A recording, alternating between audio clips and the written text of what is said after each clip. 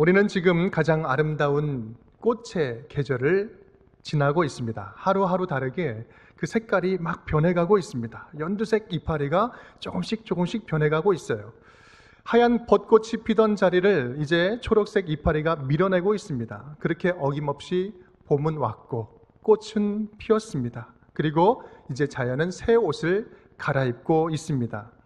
마치 죽은 것 같았던 무채색의 풍경화에 색이 입혀지고 생기가 생기기 시작합니다. 아무리 코로나가 봄을 막아서도 이 자연에 흐르는 하나님의 섭리와 질서는요, 막아설 수가 없습니다. 코로나19 바이러스로 인해서 한없이 작아지는 우리 인간의 모습을 비교해보면 하나님의 섭리에 순응하는 저 여리디 여린 꽃잎과 이파리들이 더욱 힘차게 부활의 능력을 뽐내고 있는 듯합니다. 그렇습니다. 봄은 부활의 계절입니다. 저 꽃잎들처럼 새롭게 시작하는 계절인 것이죠. 오늘 말씀은 예수님이 십자가에 돌아가시고 3일째 되던 그 안식 후 첫날 새벽에 있었던 일입니다. 막달라 마리아와 또 다른 마리아가 예수님의 무덤에 찾아갑니다. 누가복음에서는요, 요한나와 다른 여인들도 함께 찾아갔다라고 말하고 있습니다. 그 여인들은 왜 찾아갔을까요?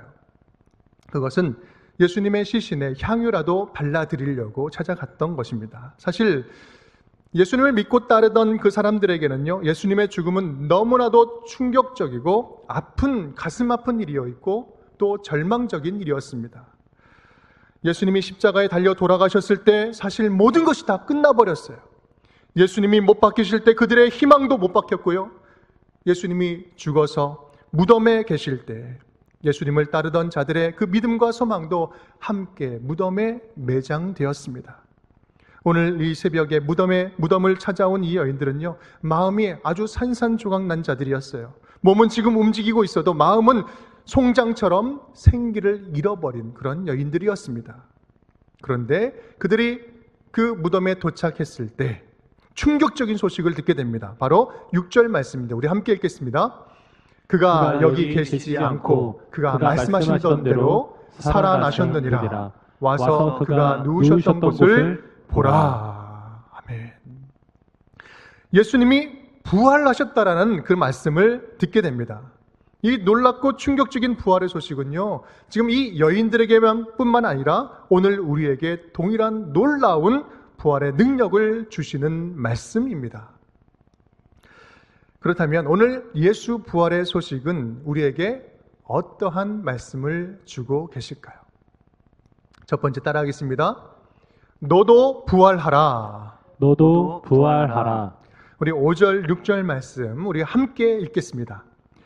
천사가 여자들에게 말하여 이르되 너희는 무서워하지 말라. 십자가에 못 박히신 예수를 너희가 찾는 줄을 내가 아노라. 그가 여기 계시지 않고 그가 말씀하셨던 대로 살아나셨느니라. 와서 그가 누우셨던 곳을 보라. 아멘. 천사는요, 이 여인들의 괴로운 마음, 두려운 상태, 그리고 고통과 슬픔을 보고 있었습니다. 너희가 십자가에 못 박히신 예수님을 찾고 있는 줄을 내가 안다. 너의 마음도 절망에 푹 빠져 있는 것을 내가 안다. 그런데 너희가 찾는 예수님은 이곳에 있지 않다. 이곳에 계시지 않고 부활하셨다라고 이야기합니다. 예수께서 부활하셨으니 너도 부활해라. 낙심과 절망으로 죽어있는 여인들이여, 이제 부활의 소식을 듣고 너희도 다시 살아나라 선포해 주는 것입니다. 막달라 마리아를 비롯한 이 여인들은요, 부활의 소식을 듣고 다시 살아났습니다. 절망과 좌절에 빠져 있다가 마음이 다시 살아났고요, 소망이 다시 살아났습니다. 예수님께서 부활하신 날 이 여인들도 다시 살아난 것입니다. 작은 물방울이 흘러서 바닷물을 만나면 그 물방울이 바다로 부활하는 것처럼, 그리고 작은 철 조각이 용광로를 만나면 그 용광로에서 새로운 철로 부활되는 것처럼, 또 어둠이 빛을 만나면 어둠이 변하여 빛으로 부활되는 것처럼 부활하신 예수님을 만나는 모든 사람은 모두가 부활하게 될 것입니다. 아멘. 이것이 바로 오늘 우리에게 주시는 부활절의 메시지입니다. 우리 고린도후서 6장 10절 말씀입니다. 함께 읽겠습니다. 근심하는 자 같으나 항상 기뻐하고 가난한 자 같으나 많은 사람을 부유하게 하고 아무것도 없는 자 같으나 모든 것을 가진 자로다. 아멘. 여러분, A 더하기 B는 C가 나오는 것처럼 영적으로 죽었던 우리가 부활하신 예수 그리스도를 만나면 영원한 생명을 얻게 되는 것입니다. 영적으로 볼 때 이건요 틀림없는 하나님의 법칙이요 하나님 나라의 과학이요 확실한 진리인 것입니다. 죽었다가 다시 살아나게 되면요 몸에 변화가 일어납니다. 4가지 특징이 일어나는데 그 4가지는 바로 첫 번째는 숨을 쉬게 되는 것이고요, 두 번째는 맥박이 뛰기 시작합니다. 세 번째는 식성이 돌아와요. 뭔가를 먹어야죠. 네 번째는 뭡니까? 힘이 들어오니까 아주 움직이기 시작합니다. 이 4가지, 죽었다가 살아나면 4가지가 돌아와요. 이것은요 영적으로 죽었다가 다시 살아날 때에도 동일하게 똑같이 일어나는 현상입니다. 첫 번째, 부활하신 예수님을 만나서 영적으로 살아나면요 기도하기 시작합니다. 기도가 살아납니다. 기도는 바로 영적인 숨이에요. 호흡입니다. 부활하신 예수님을 만나면 우리의 기도가 살아납니다. 기도가 살아나면 영적으로 생기가 돋기 시작합니다. 우리 봄의 꽃처럼 영혼이 화사해지기 시작하는 거예요. 또한 두 번째, 우리 부활하신 예수님을 만나면요 영적으로 살아나면 맥박이 뜁니다. 이 맥박은 찬송입니다. 찬송이 살아납니다. 찬송은 맥박과 같아요. 맥박은 멈추지 않습니다. 쉬지 않고 몸을 계속해서 둥둥둥둥 울립니다.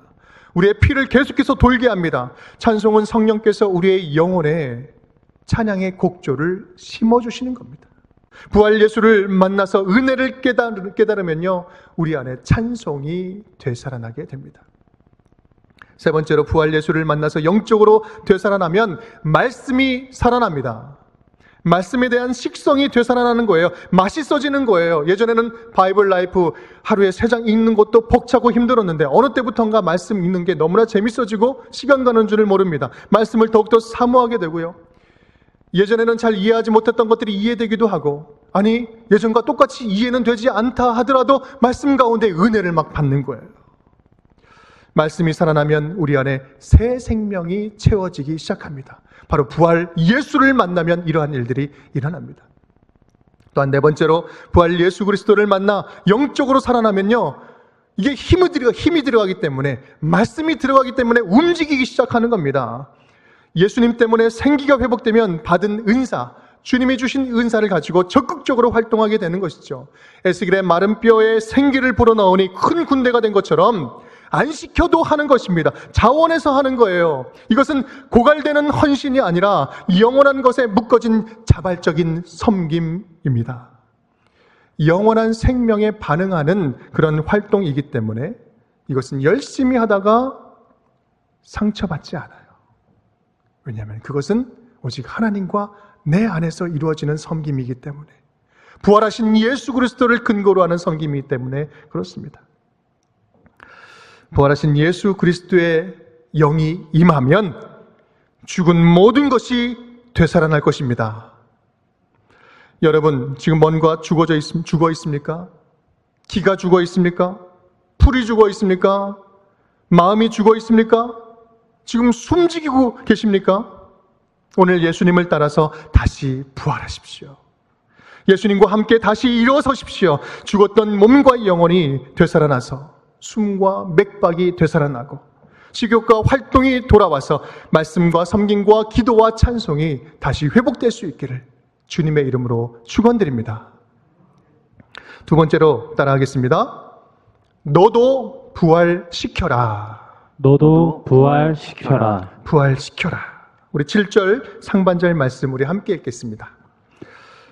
또 빨리 가서 그의 제자들에게 이르되 그가 죽은 자 가운데서 살아나셨고 너희보다 먼저 갈릴리로 가시나니 거기서 너희가 배우리라 하라. 아멘. 오늘 이 여인들은요 부활의 첫 소식을 들었습니다. 천사는요 그들에게 곧바로 부탁합니다. 너희가 들은 이 부활의 소식을 가서 전하라. 먼저 부활한 여인들이여, 너희도 이제 부활시켜라. 너희들이 이 부활의 소식을 듣고 부활한 것처럼 지금 두려움과 슬픔에 빠져 있는 제자들에게 빨리 가서 그들도 부활시켜라.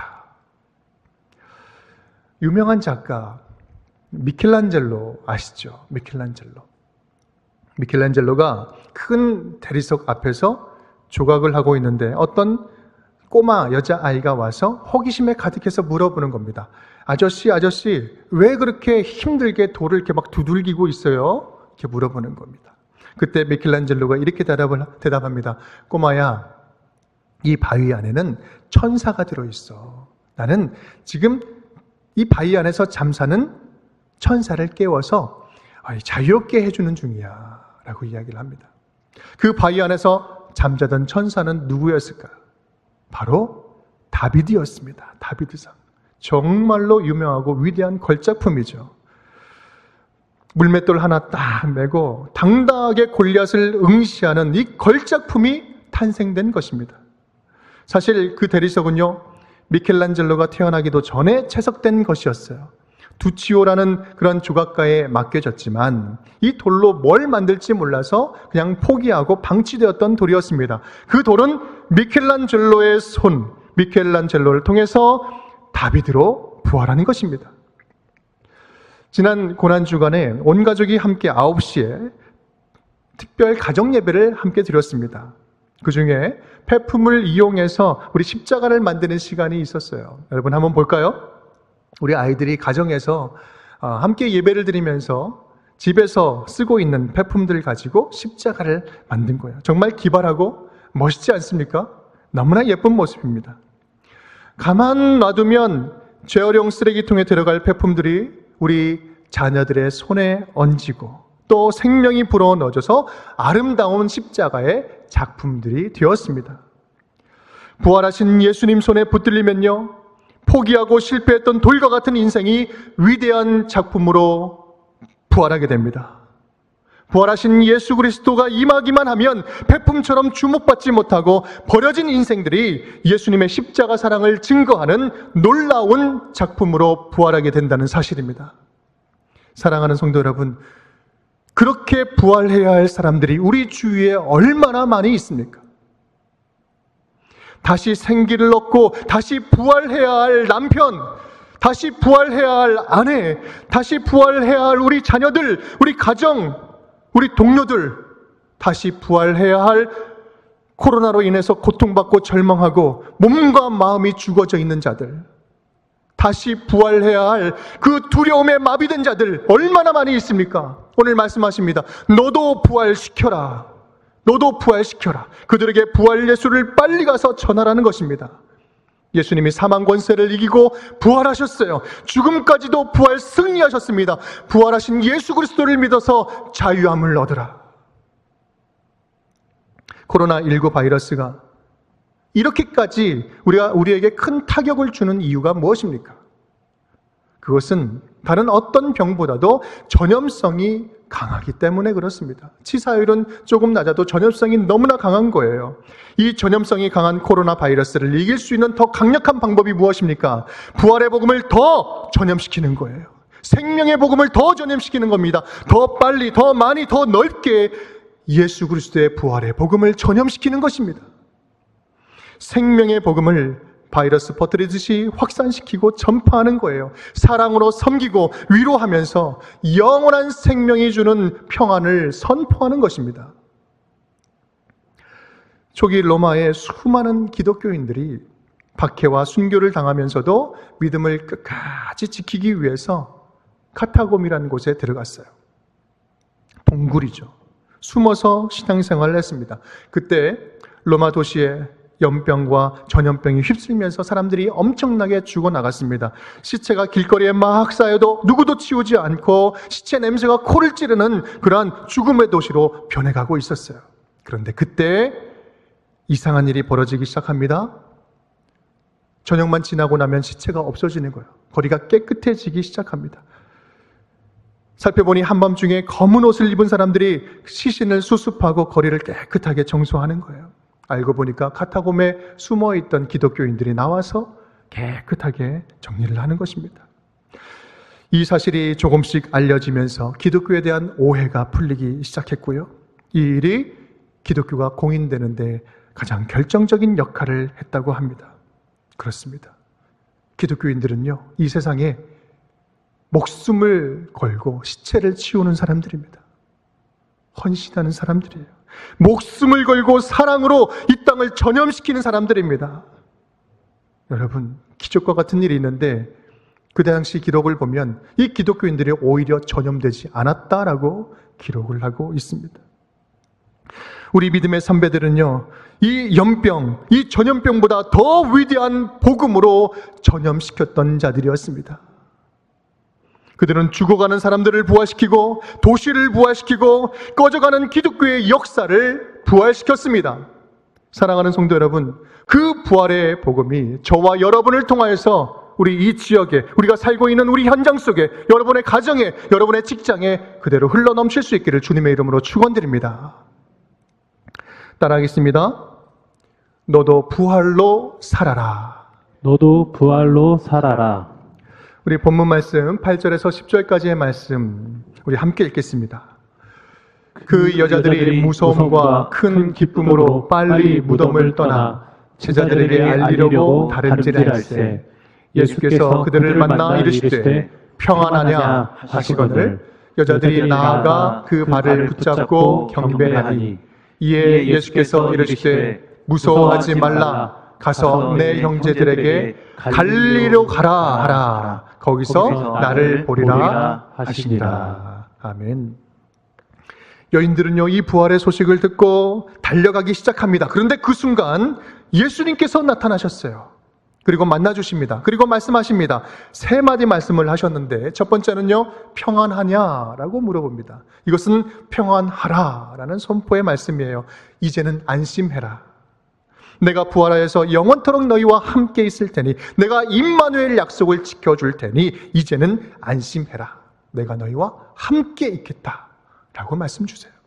두 번째 말씀은 이제는 무서워하지 말라. 우리 5절과 10절 말씀 우리 굵은 글씨만 우리 함께 읽겠습니다. 너희는 무서워하지 말라. 무서워하지 말라.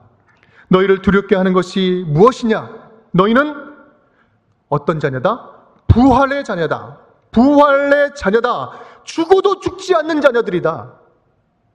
죽어도 죽지 않는다. 세상에 어떤 것도 흔들리지 말고 이제부터는 무서워하지 말고 두려워하지 말아라. 이사야 41장 10절 말씀 이렇게 선포합니다.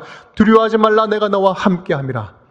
놀라지 말라. 나는 네 하나님이 됨이라. 내가 너를 굳세게 하리라. 참으로 너를 도와주리라. 참으로 의로운 오른손으로 너를 붙들리라. 요한복음에서는요, 이렇게 우리에게 말씀하십니다. 진리를 알지니 진리가 너희를 자유롭게 하리라.